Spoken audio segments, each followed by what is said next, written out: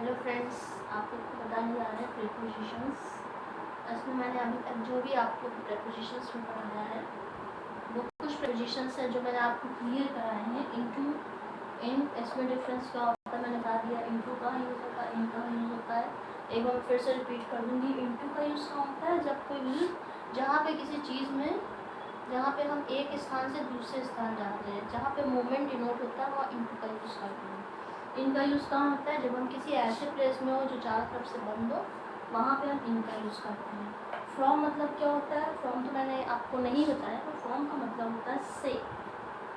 From का use हम वहाँ पे करते हैं जहाँ पे हम अपनी आइडेंटिटी को बता रहे हैं, या हम अपनी लोकेशन को बता रहे हैं, या हम किसी चीज़ से अलग हो रहे हैं, वहाँ पे हम फ्रॉम का यूज़ करते हैं। अमंग का यूज़ कहाँ पे होता है? अमंग का मतलब होता है बीच में। मैंने अभी बताया उसके बारे में अमंग। और बिटवीन का मतलब भी बीच में होता है। दोनों में डिफरेंस आपको बताया है। बिलो, अंडर के बीच में डिफरेंस बताया है। फॉर के बीच में डिफरेंस, सिंस के बीच में डिफरेंस। इसके अलावा भी बहुत सारे पोजीशंस यहाँ दिए हुए हैं। फर्स्ट नंबर पे है एट। एट के एग्जाम्पल है जैसे कि फॉर एग्जाम्पल मैं बोलूँगी अगर I am standing at the door, इसका मतलब मैं होता है या पर होता है। मैं दरवाजे पर खड़ी हूँ या दरवाजे में खड़ी हूँ, इसका ये मतलब नहीं कि मैं दरवाजे के अंदर हूँ। किसी भी ऑब्जेक्ट के पास में होना, वहाँ पे स्टैंड होना। जैसे ये मार्कर मैंने यहाँ पे रख दिया, ऑब्जेक्ट से एकदम टच करते हुए मार्कर स्टैंड है, तो इसका मतलब है जैसे मैं ये हूँ और ये एक डोर है, मैं यहाँ पे खड़ी हूँ, तो I am standing at the door, door पर खड़ी हूँ। बिहाइंड मतलब पीछे होता है। I am standing behind the book, book के पीछे मार्कर है, ये मैं हूँ। ये एज एग्जाम्पल मैं आपको बताऊंगी, ये मैं हूँ और ये बुक है, ये क्या है? I am standing behind the door, ये दरवाज़ा है, दरवाजे के पीछे मैं खड़ी हूँ। मान लीजिए दरवाज़ा है, दरवाजे के पीछे मैं खड़ी हूँ, तो बिहाइंड का मतलब क्या होता है? पीछे। उसी तरह से मैंने इनटू बता दिया, इन बता दिया, फ्रॉम का मतलब बता दिया। ड्यूरिंग का मतलब क्या होता है? के दौरान। जब हम एक साथ दो कामों को करते हैं तो वहाँ पे हम ड्यूरिंग का यूज़ करते हैं, जैसे मैंने बोला। और हमेशा ड्यूरिंग के बाद वर्ब की फॉर्म के साथ, फर्स्ट फॉर्म के साथ वहाँ पे आईएनजी का यूज़ होता है। जैसे मैंने बोला for example, I am studying during my lessons या ड्यूरिंग माई क्लास।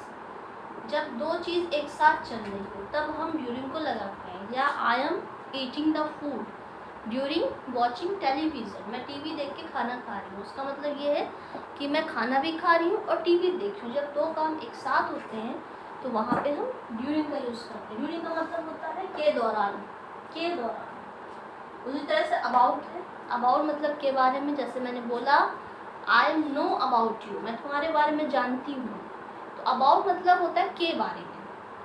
आप किसी के बारे में जानते हो तो उसका मतलब है अबाउट, मतलब के बारे में। तो मतलब अबाउट का यूज़ वहाँ पे होता है। आफ्टर मतलब के बाद, आफ्टर की मीनिंग होती है बाद में। जैसे मैंने बोला I will reach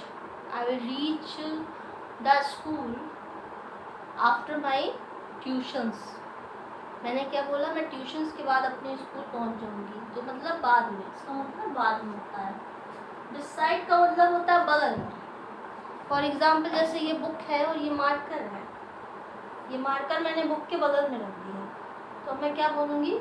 the marker is beside the book, मतलब वो बुक के बगल में रखा है।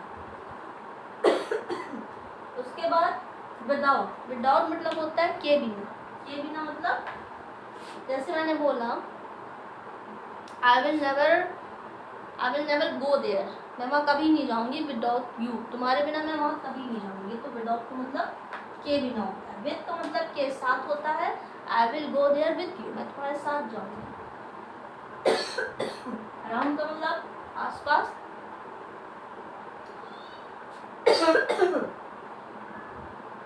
अराउंड का मतलब होता है आसपास। The environment is not good around me, इसकी हिंदी है कि मेरे आसपास का वातावरण अच्छा नहीं है। आस पास होता है, इसका मतलब आउटसाइड मतलब बाहर। मैं ये बोलूँ I am outside of my house, मैं अपने घर के बाहर हूँ। अमन का मैं बता चुकी हूँ, अंडर आप लोगों को समझा चुकी हूँ। बियॉन्ड का मतलब होता है के परे, जब कोई नॉलेज, जब कोई चीज़ हमारे सर के ऊपर से निकल जाती है, या कोई पढ़ाई जब हम किसी को समझाते हैं, हम कहते हैं अरे ये तो मेरे सर के ऊपर से निकल गया, या तो ये तो मेरे सर के ऊपर से निकल गया। बहुत बार ऐसा होता है, टीचर क्लास पढ़ाते हैं और वो चीज़ हमें समझ में नहीं आती, हम कहते हैं it is beyond my knowledge, it is beyond my head, वो तो मेरे परे है, वो तो मेरे सर के ऊपर से निकल गया, वो तो मुझे समझ में ही नहीं आया। तो वहाँ पे हम बियॉन्ड का यूज़ करते हैं। ऑफ का मतलब होता है का, की, के, कहने का मतलब जैसे मैंने बोला आई एम अ वेरी, या मेरे बारे में किसी और के एग्जाम्पल दे दूँ कि